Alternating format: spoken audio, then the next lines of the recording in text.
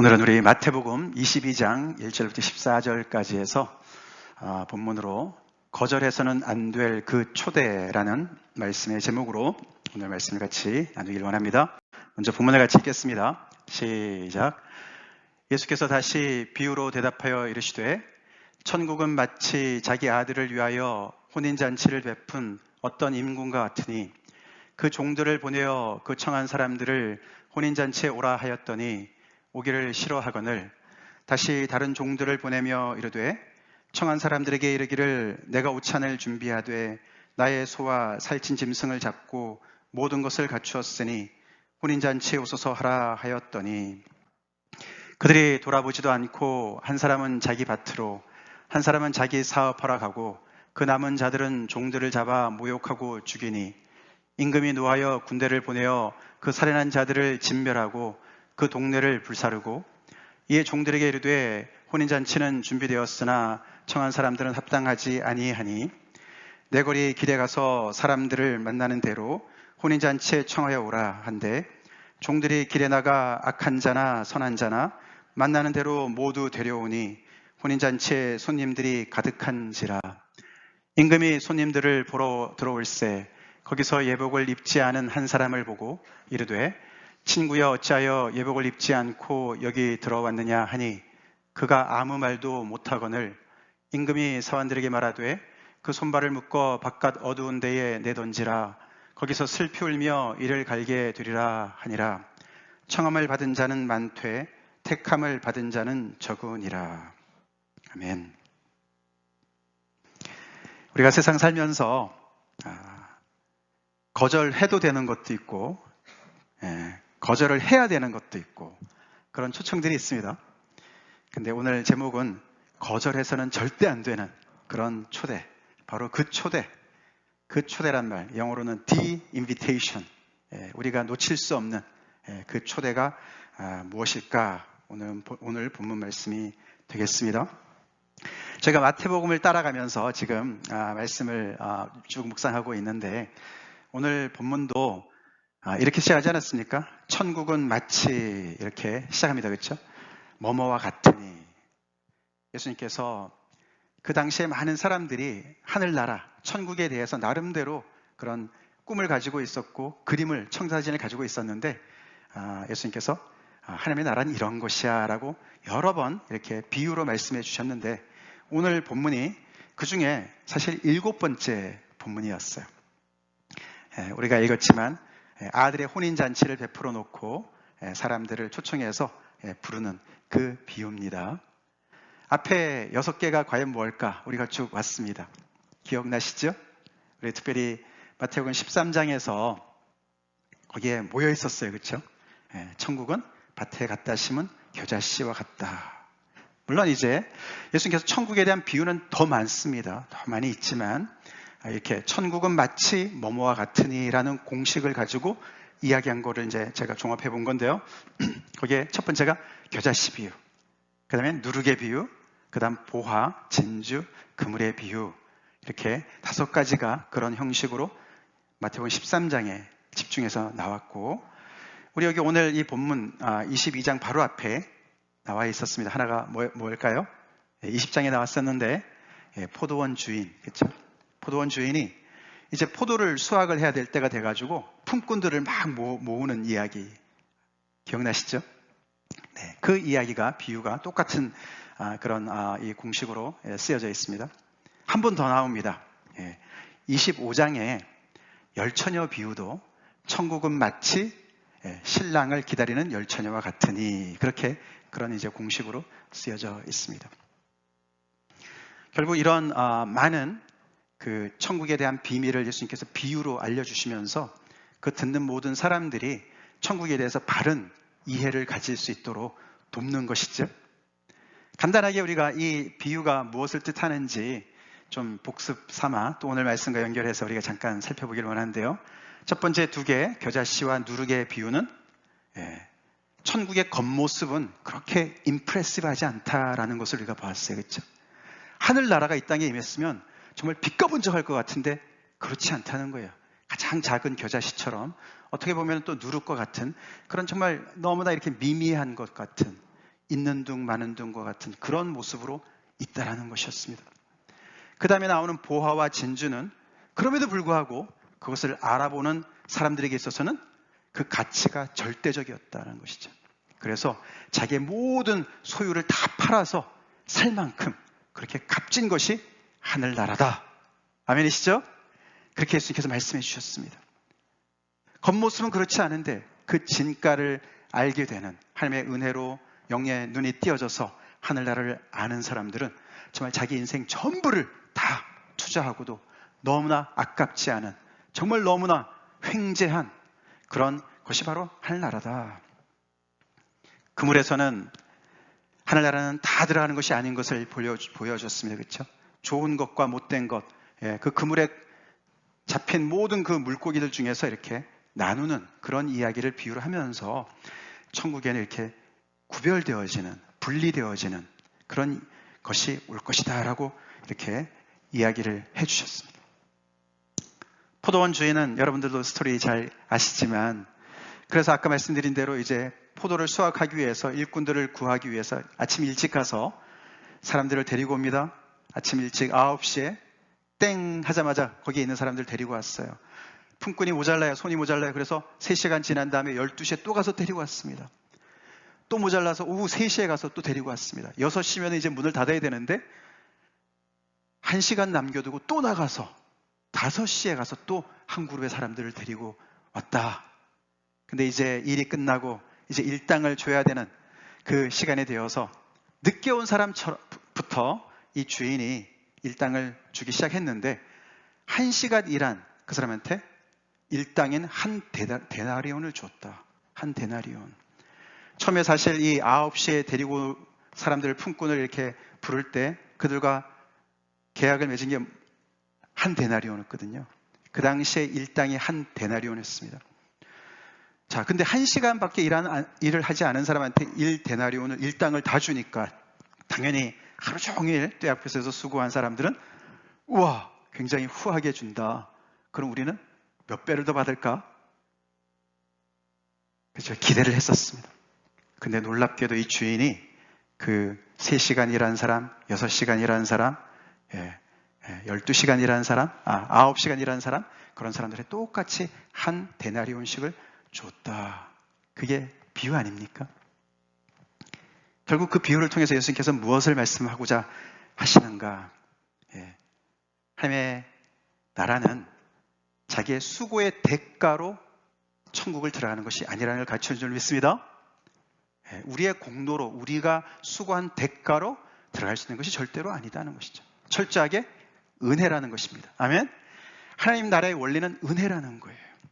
처음에 9시에 품꾼을 불러서 그들이 와서 일을 했지만 그것도 은혜였습니다. 은혜였습니다. 하루 종일 일을 한 것도 수고이긴 수고지만 사실 그것은 제자들이 우리가 예수님을 정말 다 버리고 따랐는데 우리는 무엇을 얻습니까? 제자들이 그런 얘기를 했었어요. 그래서 이 비유를 말씀하실 때 처음과 끝에 뭐라고 말씀하셨냐면 처음 된 자가 나중이 될 수 있고 나중 된 자가 처음 될 수 있다. 그 말씀을 하시면서 너네가 나를 처음부터 잘 따라왔다고 너네가 뭘 더 많이 얻을 것처럼 마치 너네가 엄청난 수고를 했기 때문에 그 대가를 당연히 받을 것처럼 그렇게 생각해서는 안 돼. 은혜의 그 하나님의 그 나라의 그 생리를 잘 이해해야 돼라고 원하셔서 이 말씀하셨습니다. 우리가 아직 보진 않았던 이 25장에 나온 열처녀 비유는 당연히 준비하는 것이죠. 그죠? 언제 올지 모르기 때문에 신랑이 언제 올지 모르기 때문에 늘 깨워서 기름을 잘 채워놓고 깨워서 준비해라. 기다려라. 준비, 예비를 가르치는 거예요. 천국은 하나님의 나라는 언제 확 완전히 임할지 모르기 때문에 깨어 있어야 된다라고 말씀을 해 주셨습니다. 그래서 이렇게 8개의 비유가 천국은 마치 뭐뭐와 같으니라고 해서 8개가 나옵니다. 자, 오늘 본문에 이 잔치를 베푼 왕의 이 비유는 무엇을 가르쳐 주시기 위해서 예수님께서 말씀하셨을까요? 그 비유가 오늘 우리가 읽은 내용이 굉장히 살벌한 내용이 나오지 않습니까? 그렇죠? 처음에는 굉장히 그 당시에 사람들한테 일상적으로 일어날 수 있는 일들로 시작을 했지만 이야기가 진행이 되면 될수록 상상을 초월하는 극단으로 막 치닫는 이야기를 얘기하십니다. 근데 그 이야기를 어떤 문맥에서 말씀하셨는지 우리가 먼저 잘 이해를 해야 되죠. 계속해서 말씀을 마태복음을 따라가면서 제가 새벽기도 때 말씀을 증거하고 있지만 예수님은 이미 예루살렘 성 안으로 들어가셨어요. 그렇죠? 입성하셨습니다. 교회 달력으로는 아직 종료주일이 안 왔습니다. 한 2주 더 남았는데 마태복음의 진도는 벌써 거기까지 갔습니다. 그래서 예수님은 지금 당신의 그 이 땅에서의 그 생애의 마지막 주를 보내고 계시는 거예요. 썬데이에 들어가셔서 그 주 프라이데이에 금요일에 돌아가시지 않습니까? 그래서 성 안에 들어가셨고 그 다음에는 성전 안에 들어가셔서 그 하나님의 어떤 그 선지자적인 일들을 행하셨습니다. 특별히 그 중에서도 충격적인 것이 성전 안에서 매매하는 자들을 다 내어 쫓으시고 그 돈 바꾸는 자를 다 둘러엎으시고 배를 파는 사람들 다 내쫓으시고 이런 엄청난 일을 하지 않으셨습니까? 그러니까 당연히 성전의 가장 지도자였던 대제사장들과 서기관들, 장로들, 바리새인들이 도대체 당신은 누구로부터 무슨 권위로 이런 일을 하느냐 그렇게 예수님한테 달려들어서 예수님과 논쟁을 하는 이야기가 진행되고 있었습니다. 그런 중에 예수님께서 3가지 비유를 말씀하시는 것 중에 맨 마지막 비유가 오늘 사실 비유입니다. 오늘 비유의 그 내용에 읽어보신 내용이 크게는 이렇게 아들의 그 잔치를 이렇게 마련해서 손님들을 초대하는 왕이 계시고 그 초대를 받은 사람들이 있습니다. 그렇죠? 초대를 받은 사람들이 있어요. 자, 그래서 이 초대 자리가 보통 자리가 아니라 왕의 아들이니까 왕자 아닙니까? 그렇죠? 예. 왕자의 혼인잔치 자리인 거예요. 얼마나 정말 대단한 자리입니까? 자, 그 잔치를 이제 준비해 놓고 이 왕이 백성들을 초청하는 겁니다. 초대를 받은 이들은 당연히 그 자리가 영광스러운 자리죠. 영예스러운 자리입니다. 그렇지 않겠어요? 오늘날도 그럴 텐데 왕정 제도에서 초대를 받았다. 어마어마한 특권이겠죠. 이때 그 당시의 풍습으로는 먼저 초청장을 보낼 때 요즘과 같이 이렇게 몇 날 몇 시 정확히 이렇게 다 쓰진 않는다 그래요. 준비가 다 되면은 다시 이제 통지를 보내면 그때 오는 것으로 그래서 미리 다 보낸 겁니다. 이 사람들이 초청장을 받아놨습니다. 근데 어떻게 됐습니까? 이 사람들이 처음에는 초청장을 받아놨기 때문에 당연히 가는 곳으로 얘기를 했었는데 이제 때가 돼서 정말 사람들을 보내서 이제 다 준비가 됐으니까 오십시오라는 그 통지에는 어떻게 됐어요? 가기를 싫어했습니다. 싫어했어요. 여기서부터 이제 이게 보통 이야기랑 좀 달라지죠. 이런 일이 어떻게 가능할까, 그렇죠? 왕정 제도에서 왕이 초대한 자리인데 백성들이 무슨 배짱으로 가기 싫어요 이런지 모르겠어요. 자, 그런데 거기에서 이 왕이 당연히 분노할 수 있었을 텐데도 어떻게 합니까? 더 노력을 합니다. 한번 참습니다. 자존심을 내려놓고 그들을 재초청하죠. 다른 사람들을 또 종들을 보냈습니다. 그러면서 뭐라 그랬습니까? 가서 이렇게 얘기해라. 내가 오찬을 준비할 것이다. 이거는 이제 요즘 말하면 아점 정도 된다 그래요. 아침과 점심 정도의 그 이제 혼인잔치 맨 처음 시작하는 아주 굉장히 성대한 그런 그 식사 자리인데, 근데 내가 소와 살찐 짐승을 잡고 모든 것을 다 갖췄다. 산의 진미를 다 갖췄다.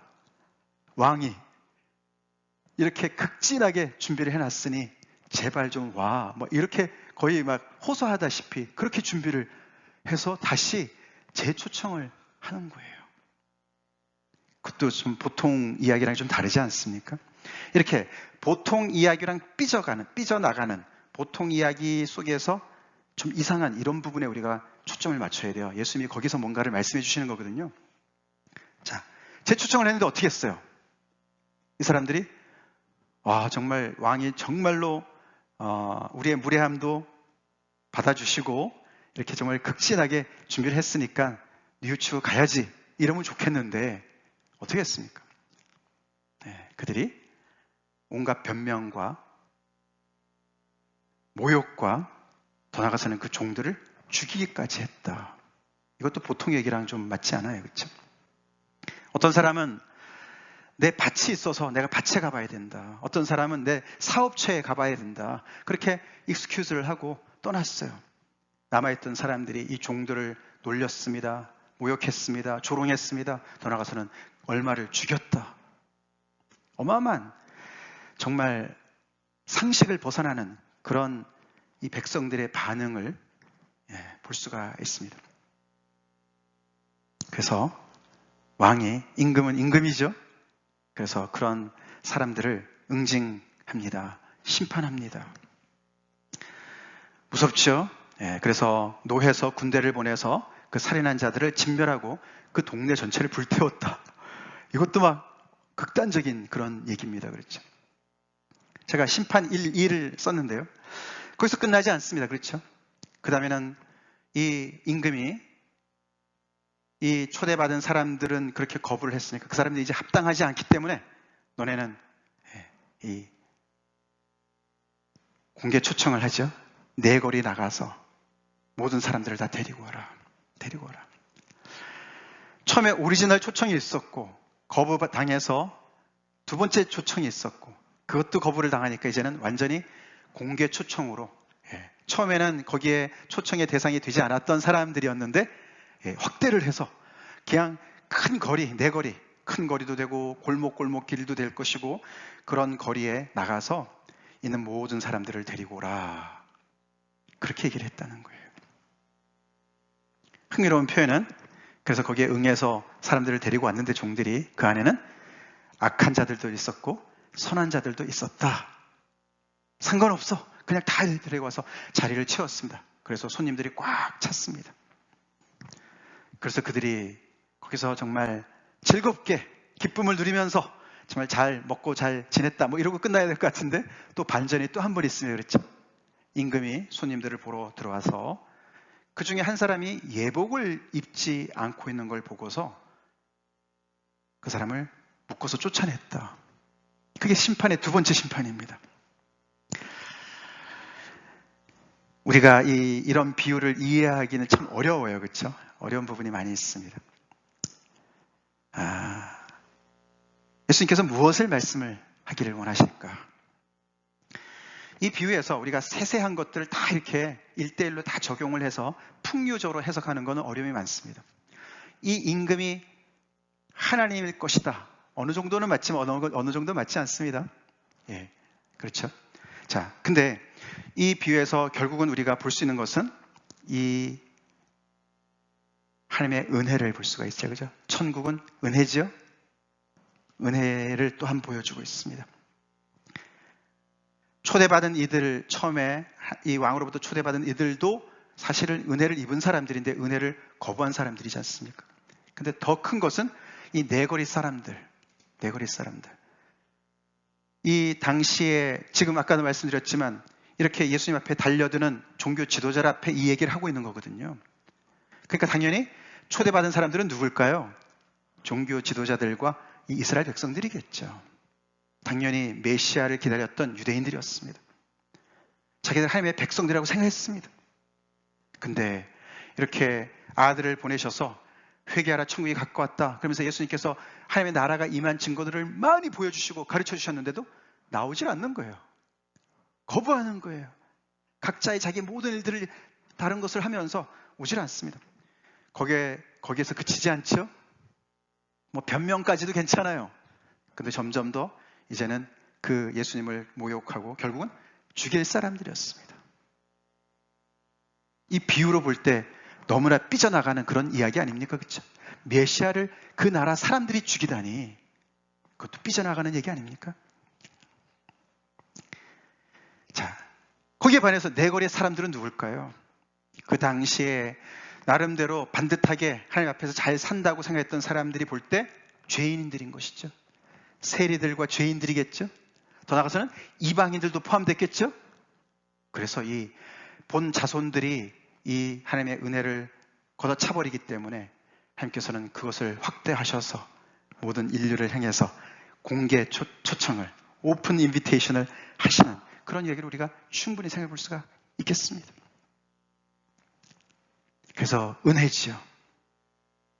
우리가 복음을 듣고 복음 안에 들어가는 것은 전적인 하나님의 은혜입니다. 예, 이스라엘 백성들도 자격이 없었지만 우리도 자격이 정말 없었던 존재들이죠. 근데 우리를 하나님께서 이 아들의 혼인잔치 자리에 우리를 초대하신다는 거예요. 그리고 또한 우리가 앞에 나왔던 비유랑 거의 비슷하게 또 분리를 보지 않습니까? 심판이 있어요. 심판이 있어요. 이 하나님의 혼인잔치에 모두가 다 나와서 그냥 인조하면 얼마나 좋겠습니까? 그러나 거기를 앞에서는 그 그물의 비유에서는 못된 것과 좋은 것 이렇게만 분리를 했거든요. 어떤 것이 좋은 것인지 어떤 것이 못된 것인지 태생이 그런 것인지 좀 헷갈려요. 그렇죠? 근데 여기서 보니까 어떻게 분리가 되어집니까? 무슨 기준으로 분리가 되어지죠? 결국은 이것이 오늘 이 비유에서 핵심적인 내용이죠. 바로 반응입니다. 반응. 이 왕의 초대장에 예스 하고 오는 사람들은 좋은 것입니다. 아멘? 그래서 그물 안에 이 구원받는 자리에 들어가는 것이죠. 이 잔치 자리에 갈 수 있는 것이죠. 거기에 반해서 NO! 그리고 그것을 대적하는 자들은 못된 것이 되어서 결국은 내쳐지는 심판의 대상이 되는 그런 것을 오늘 이 스토리에서 더 자세하게 보여주고 있습니다. 그래서 오늘 본문의 맨 마지막 절이 청함을 받은 자는 많되 택함을 입은 자는 적으니라. 청함을 받은 자, 인바이트 받은 사람들은 많은데 택함을 초준된 사람들은 적다. 이걸 우리가 잘 이해를 해야 돼요. 우리가 이렇게 택함을 받았다 이러면 이제 예정론을 자꾸 우리가 생각하거든요. 아까 그것처럼 누구는 좋은 것, 누구는 못된 것, 미리 태어나기 전에 이미 정해놨다 이렇게 착각을 하게 됐단 말이에요. 아닙니다. 그게 아니고 여기서 택함을 받은 자를 이야기하는 이유는 결국은 누가 택함을 받은 자가 되었습니까? 반응하는 자가, 긍정적인 반응을 하는 자가 택함을 받은 자가 되었습니다. 그렇죠? 초청은 유대인들이 먼저 초청을 받았어요. 하나님 앞에. 근데 그 초청을 점점 더 그들이 거부할 때 그 초청은 예수님 당시에는 이방인들에까지는 아직 열리지 않았어도 그러나 예수님 앞에 나오는 이방인들을 예수님께서 물리치지 않으셨습니다. 그렇죠? 백부장이 나왔을 때도 그랬고 또 수로보니게 여인이 나왔을 때도 그랬고 이제 마태복음이 끝날 때쯤 되면은 너희는 가서 모든 족속으로 제자를 삼아 그렇게 말씀하시면서 그것이 다 오픈 인비테이션이 된 줄로 믿습니다. 공개 초청이 되는 것이죠. 그래서 여기서 반응이 중요하다는 것이죠. 사실 청함을 받은 자는 많지요. 따져보면 모두가 청함을 받은 줄로 믿습니다. 예수님께서 수고하고 무거운 짐진 자들아 다 내게로 오라.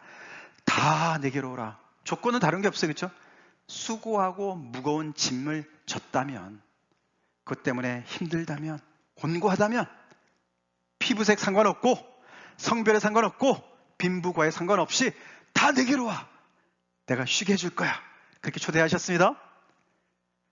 누가 택함을 받았습니까? 그 초청에 아멘 하고 나가는 사람이 택함을 받은 것입니다. 그런 사람은 적다는 것이에요.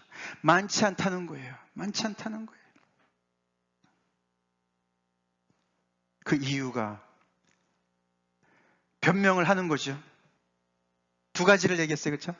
내 밭이 있어서, 내 사업체가 있어서.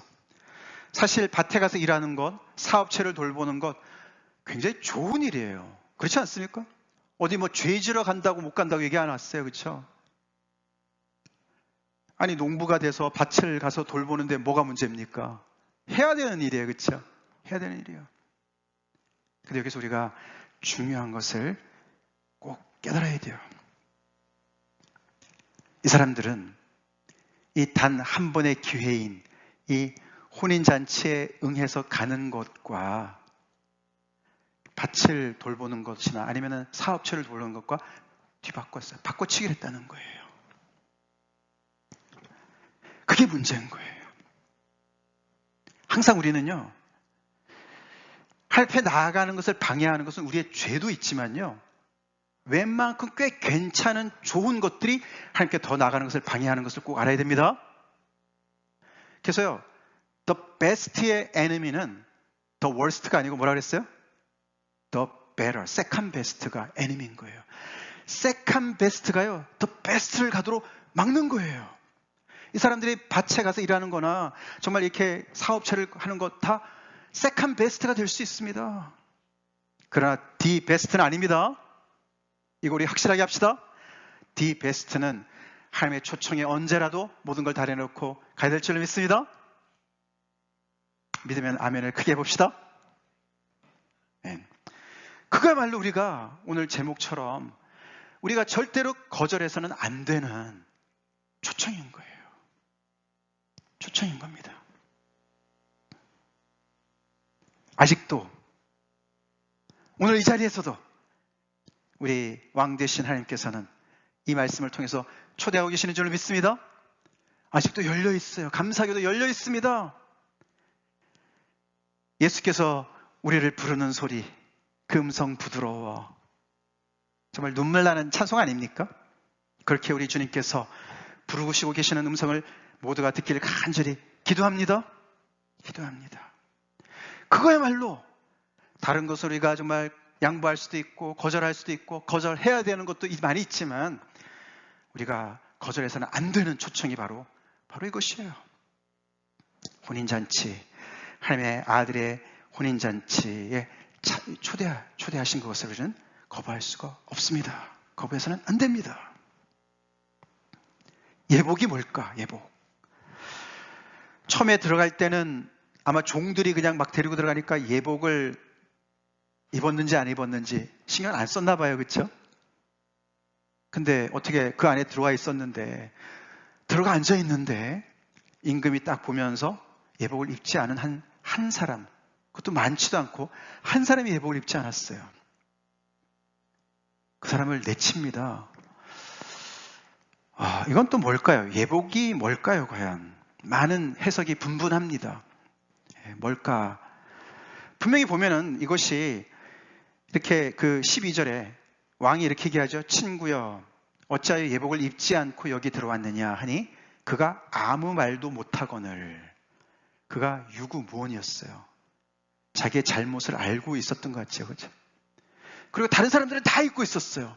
이 사람들도 분명히 길거리에서 뭐 다른 일을 하다가 그냥 뭐 가자 그래가지고 그냥 끌려온 사람들인 건데, 그렇죠? 동원된 사람들인 건데 어떻게 다 예복을 입고 있어요. 그래서 어떤 분들은 앞에서 그 잔치 자리 앞에서 예복을 나눠줬다. 근데 이 사람은 예복을 거절했다.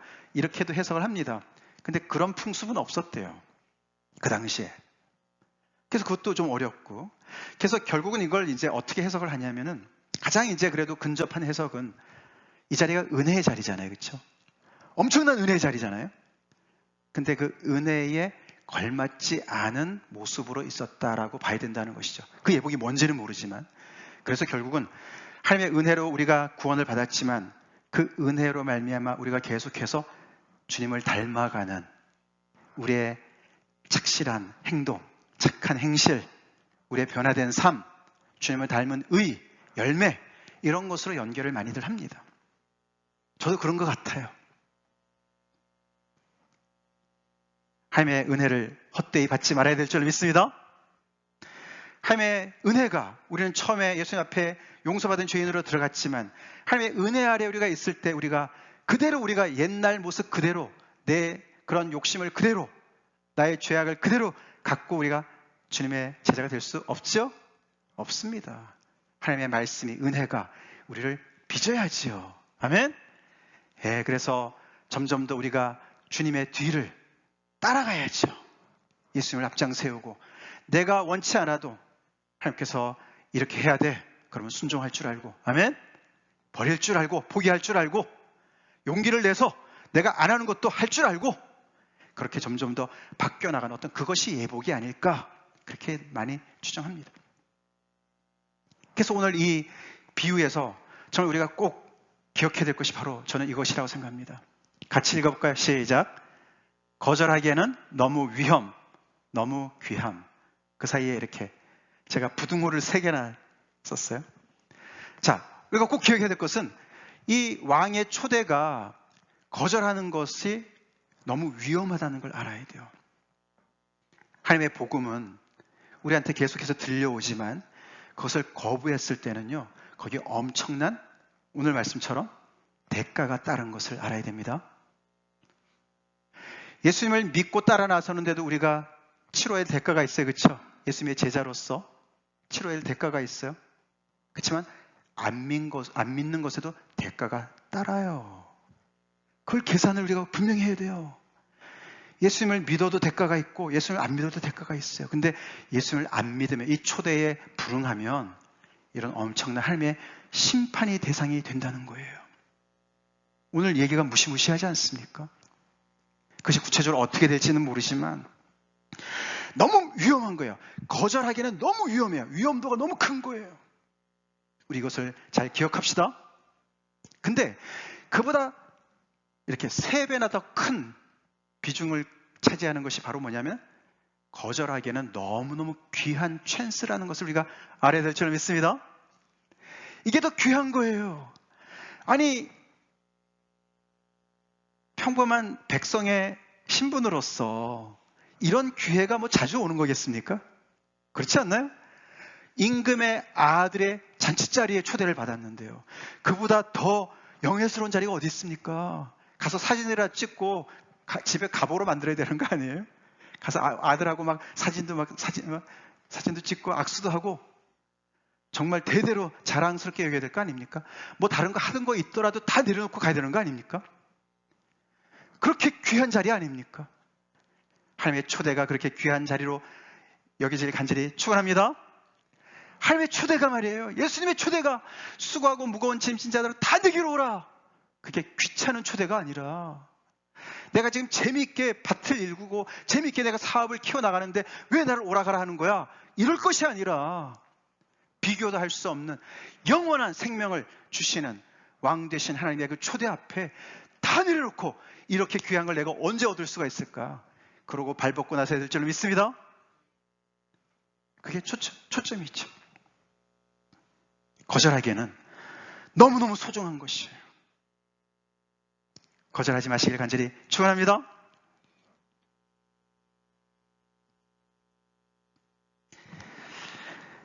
그렇게 해서 이 왕의 아들의 혼인잔치로의 초대를 오늘 이 비유가 이야기를 하는데, 사실 이 이스라엘 백성들이 구약에 이렇게 쫙 배경을 가지고 있는 백성들이 혼인잔치 딱 그럴 때 이 오는 감이 있어요. 뭐로 오냐면요, 구약의 말씀의 배경으로 딱 따질 때 그것은 메시아의 잔치로 이해를 하고, 하나님께서 마지막 때 하나님의 나라를 회복하실 때 그 모습을 잔치의 모습으로 비유를 합니다. 이사야서 25장 말씀이거든요. 하나님께서 이 나라를 회복하시게 되면, 하나님의 나라가 온전히 다시 회복하게 되면 그때는 잔치자리가 벌어질 것이다. 너무 멋있는 그림 아닙니까? 우리 예수님 믿는 것 잔치자리에 가는 겁니다. 예수 믿는 거 그냥 맨날 우거지상하고 막 죽으라고 그냥 고행하는 그런 게 아니라 잔치자리인 거예요.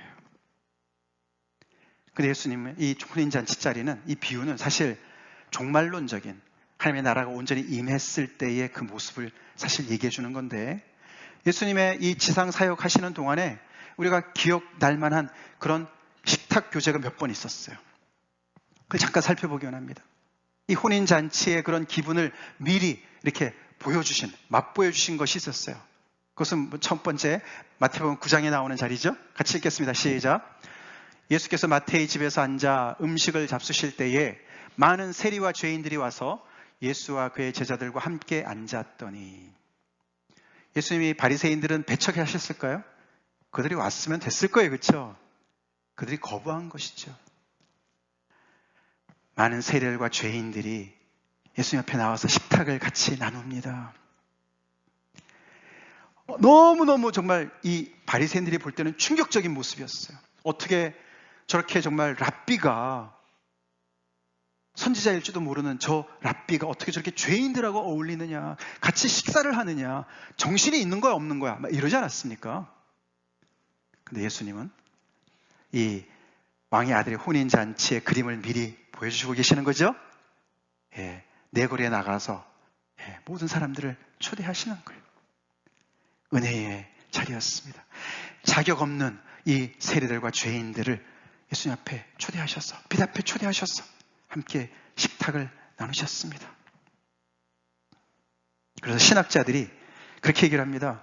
예수님의 사역 중에 하나님의 나라가 임한 어떤 그 구체적인 증거 두 가지가 뭘까? 하나는 귀신이 쫓겨나가는 것. 예수님 말씀하셨어요. 그죠? 이게 바알세불의 역사가 아니라 성령의 역사면 하나님의 나라가 이미 너희 중에 임했다. 그 증거다. 그 말씀하셨어요. 거기에 준하는 것이 바로 이 죄인과의 식탁 교제입니다. 이게 그렇게 파워풀한 이미지를 가지고 있었어요. 메시지를 가지고 있었어요. 우리 하나님의 나라는 이런 곳입니다. 세상에서는요, 차등 두고요, 좀 못 배웠다고 못 산다고 뭐 여러 가지로 말이죠. 차등 두지 않습니까? 가지고 잘나고 힘 있는 사람들만 모이는 자리가 얼마나 많이 있습니까? 하나님의 나라가 그런 곳이 아닙니다. 하나님은 낮은 자의 하나님이시고 낮은 곳으로 내려오신 주님, 그 주님께서 이렇게 많은, 정말 그 당시에 너무너무 정말 그런 핍박의 대상, 정말 이렇게 따돌림의 대상이었던 세리들과 죄인들을 가까이 하셨어요. 그들이 친구가 되어주셨어요. 함께 음식을 나누셨어요. 그게 하나가 특별하고, 또 하나는 우리가 곧 보겠지만 예수님의 이 마지막 만찬, The Last Supper, 6월절, 예수님이 잡히시기 바로 직전에 제자들과 함께 가졌던 그 6월절 만찬입니다. 사실 이 식탁 교제의 자리는 영원토록 엄청난 의미를 갖는 자리 아닙니까? 그렇죠? 예수님께서 이 자리에서 뭘 하셨습니까? 제1회 성찬식을 하셨어요. 커뮤니언을 하셨어요. 그렇죠? 그래서 제자들한테 떡을 떼어주시면서 이것은 너희를 위해서 찢기는데 살이야. 포도주를 나누시면서 이것은 너희를 위해서 흘리는데 피야. 언제 하셨다고요? 6월절, 그 행사 때, 축제 때. 이스라엘 백성들은 6월절 때요, 뭘 생각합니까? 출애굽 사건을 생각하지 않습니까? 하나님께서 자기들이 조상들이 오랫동안 종살이했던 그 애굽에서 하나님께서 기적적으로 그들을 이끌어내실 때 하나님께서 어린 양을 잡아서 문에 설주하시 임방에 바르라고 그 안에 들어가 있는 사람들 다 살지 않았습니까? 첫 태생을 다 죽이실 때 하나님께서.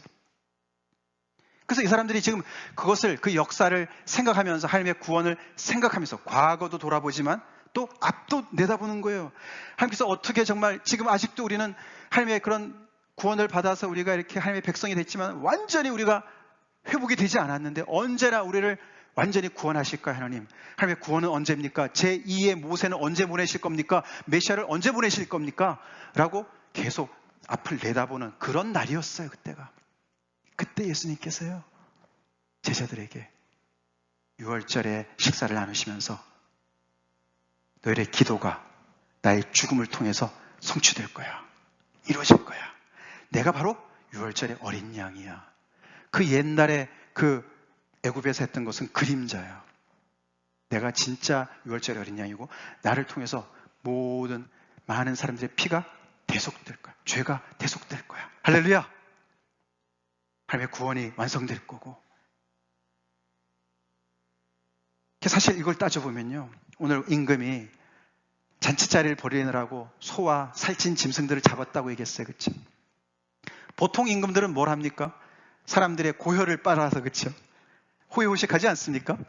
근데 이 하나님의 이 왕 되신 이 하나님, 왕 중의 왕이신 하나님은 여기 보니까 이 혼인잔치, 잔치자리의 모든 그 음식을 당신의 아들의 죽음을 통해서 준비를 하지 않으세요? 예수님께서요, 자신을 희생 제물로 내놓으셨어요. 향기로운 제물로, 생축으로 내놓으셨어요. 그게 아니면 도저히 들어갈 수 없는 그런 많은 사람들에게 하나님의 구원의 은혜를 베푸시기 위해서, 구원의 문을 여시기 위해서 당신의 아들을 내어주셨다고요.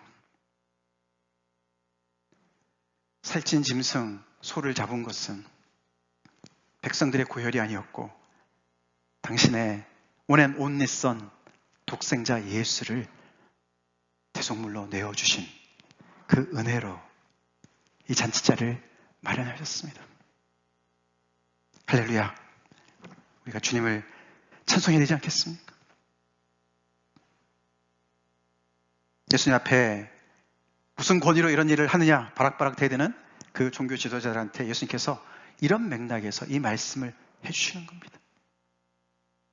그래서 그들은 역사적으로 예수님을 죽였고 결국은 한 3, 40년 뒤에 AD 70년에 로마 타이터스 장군이 와가지고 그 예루살렘을 초토화시키지 않습니까? 정말 오늘 비유처럼 말이죠. 정말 그 나라가 그 완전히 불에 탔어요. 그 예루살렘이 완전히 불에 탔어요. 돌 위에 돌 하나 남지 않았어요. 그때 예루살렘 성전이 완전히 회파되어져서 지금까지 없지 않지 않습니까? 2000년 동안 예루살렘 성전은 무너져 있습니다. 그 조금 남아있는 데가 바로 웨일링 월이라고 통곡의 벽 아닙니까? 통곡의 벽. 자, 그런데 너무나 답을 다 정해놓고 예수님 앞에 나와서 이렇게 예수님을 올무에 걸려고 하는 이 사람들한테 예수님께서는 계속해서 비유로 그들의 모습을 거울로 비춰주시듯이 보여주시는 거죠. 오늘 이 마지막 비유. 근데 앞에 두 가지 비유에서 우리가 한 가지 정말 우리가 꼭 기억해야 되는 경종을 울리는 메시지가 있습니다. 이게 뭐냐면요. 우리 생각보다도 훨씬 더 우리는 하나님과 가까운 관계에 있다는 것을 이 비유를 통해서 말씀해 주고 있습니다. 우리가 하나님 굉장히 멀리 느껴지지 않습니까? 근데 하나님이요. 굉장히 가깝게 우리랑 굉장히 가까운 관계에 있는 분이세요. 오늘 비유는 어떤 관계였습니까? 비유로 임금과 백성의 관계. 오늘날의 대통령과 백성들, 국민들 관계가 얼마나 있는지는 잘 모르겠어요. 근데 옛날에 이 임금과 백성의 관계. 어떻게요? 아무리 임금이 나이스하게 해줘도 초대라 할지라도 그거는 명령이에요. 그렇죠? 명령입니다. 그보다 앞에 나온 그 비유에 조금 더 가까이 갑니다. 여기는 포도원 주인과 소작인의 관계로 얘기를 합니다. 이건 조금 더 스콥이 작아졌어요. 그렇죠? 여기에서는 이 주인이 소작인들 얼굴을 다 알겠죠. 그렇죠? 이름까지는 몰라도 얼굴은 다 알 거예요. 그렇죠? 얼마 안 되니까. 그리고 이 소작인들한테 모든 걸 다 맡겨놓고 먼 타국을 갔단 말이죠. 그래서 소출이 될 때가 돼서 이제 도지를 받아야 되는 거죠. 계속 수확을 얻으려고 했는데 이 사람들이 그걸 내놓지 않지 않습니까? 거기서도 몇 번을 종들을 보냈는데도 결국 나중에 막 죽이고 그랬어요. 또. 거기서 보면 이 주인과 소작인의 관계, 그게 하나님과 이스라엘의 관계 아닙니까? 그렇죠? 소작인들이 그걸 까먹으면 안 됐어요. 자기들의 주인이 있다는 걸 까먹으면 안 됐어요. 그렇죠? 그러니까 이게 굉장히 가까운 관계에 있는 거죠. 하나님이. 그렇죠? 하나님의 이 이스라엘 백성들 입장에서 봤을 때. 그 먼저 있는 그 제일 처음에 나오는 예수님께서 말씀해 주신 비유에서는 두 아들을 둔 아버지의 비유를 말씀하셨어요. 스콥이 이거는 한 가정 안으로 들어갑니다. 그렇죠? 아버지와 아들의 관계. 얼마나 가까운 관계입니까? 그 관계를 하나님과 이스라엘 백성의 관계로 말씀해 주시는 거죠. 이 모든 관계가 이스라엘뿐만 아니고 우리에게도 다 해당되는 줄 믿습니다. 크게 우리가 시작해 봤을 때 하나님은 정말 창조주 되시고 왕 중에 왕 되시죠? 그분을 통해서 모든 인류가 존재합니다. 임금과 백성의 관계처럼 인정을 하든 않든. 그러나 조금 더 가까이 가보면 우리는 그분에게 우리의 소출을 드려야 되는, 그렇게 언약의 책임이 있는, 우리의 삶 속에서 우리가 얻는 모든 것들 속에서 하나님의 것을 인정할 줄 아는 그런 삶을 살아야 되고, 더 나아가서는 하나님을 우리의 아버지로 알아가야 되는 것을 말씀해 주시기로 했습니다. 아들과 아버지의 관계야. 하나님과 우리의 관계가. 그러니까 하나님을 제쳐두고 살 수 없다는 걸 얘기하는 것이죠. 우리가 그런 질문합니다. 나는 누구인가? 나는 누구인가? 여러분 한번 생각해 보세요. 나는 다른 사람한테 나를 소개할 때 어떻게 소개를 하나? 어떻게 소개를 하십니까? 이름부터 소개합니다. 그죠? 제가 아까도 우리 희수를 여기 우리 영상이 형제랑 우리 수정자매가 처음 만나기 때문에 제가 소개할 때 그렇게 했어요. 제 아들 희수예요. 이렇게 소개를 했어요. 관계예요. 그렇죠? 관계. 저는 성희사무의 남편이고 하은이 희수의 아빠고 이제는 예라의 할아버지가 됐네요. 이렇게 관계적으로 우리가 설명을 하지 않습니까? 그걸 잘 알아야 돼요. 나는 누구일까? 혼자 아무리 돛 닦아도 답이 안 나옵니다. 나는 돌멩이야. 뭐 이럴 수도 있어요. 그럼 뭘 합니까? 진짜 진리는 뭐냐면은 우리의 정체성은 하나님과 나와 어떤 관계에 있느냐를 알아야 되는 줄 믿습니다. 그걸 알아야 우리는 삶을 제대로 살 수 있어요. 이 소작인들이 문제가 바로 뭡니까? 아니, 그 땅을 지금 빌려서 지금 소작을 하고 있는 중인데, 아니, 거기서 풍작을 얻었다고, 그래서 탐이 난다고, 그걸 자기가 차지하려고 그러면 말이 됩니까? 안 됩니까? 그 주인이 가만히 있겠어요? 이 소작인이 아무리 성실하게 열심히 땀을 흘리고 거기서 많은 풍성한 수확을 거둔다 하더라도 그걸 칭찬할 일이에요? 주인을 인정하지 않는데? 그런 무례하고 파렴치한 죄인이 어디 있어? 이렇게 얘기하죠. 그렇죠? 왜요? 관계를 몰라서 그런 거예요. 자기가 주인 앞에서 자기가 어떤 존재인지를, 자기 위치를 그렇게 규정을 해야 제대로 살 수 있는데 그걸 엉터리를 하는 겁니다. 하나님과 우리의 관계도 마찬가지로 믿습니다.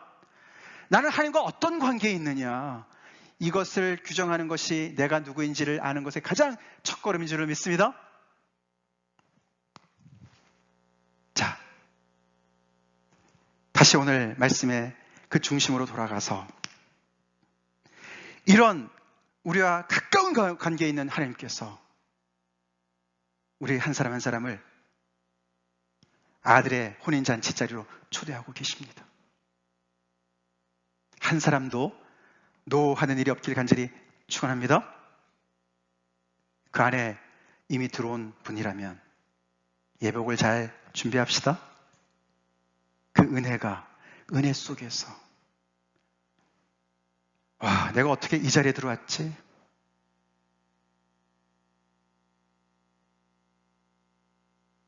이 기쁨이 넘치는 영원한 생명이 있는 하늘나라의 통치가 있고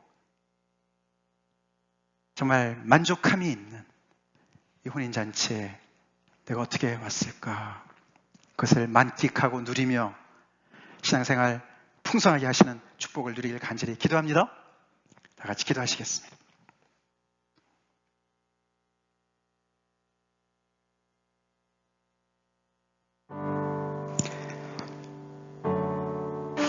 거절해서는 안 될 인생 일대의 초대, 우리 다시 한번 들었습니다. 마지못해 응하십니까? 아니면 와, 어떻게 내가 그런 자리에 초대받을 수 있지? 죽었다 깨어나도 안 되는 그 일을, 그 자리를 내가 초대받았네. 그런 감격으로 오늘도 주님 앞에 나오셨습니까? 소와 살찐 짐승을 잡고 모든 걸 갖추었는데, 그렇게 다 준비를 해놨는데 청함을 받은 사람들은 합당치 않았습니다.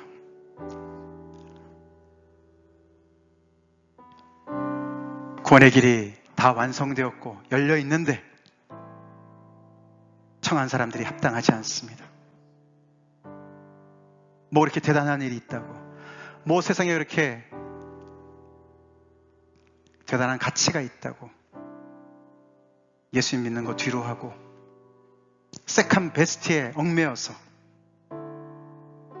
여전히 핑계거리를 대고 하나님 앞에 무릎 꿇지 않는 그런 분들 혹시 있으십니까? 이 시간 나오시기 바랍니다. 이 초대에 응하면 택함 받은 자 속에 들어갈 줄로 믿습니다.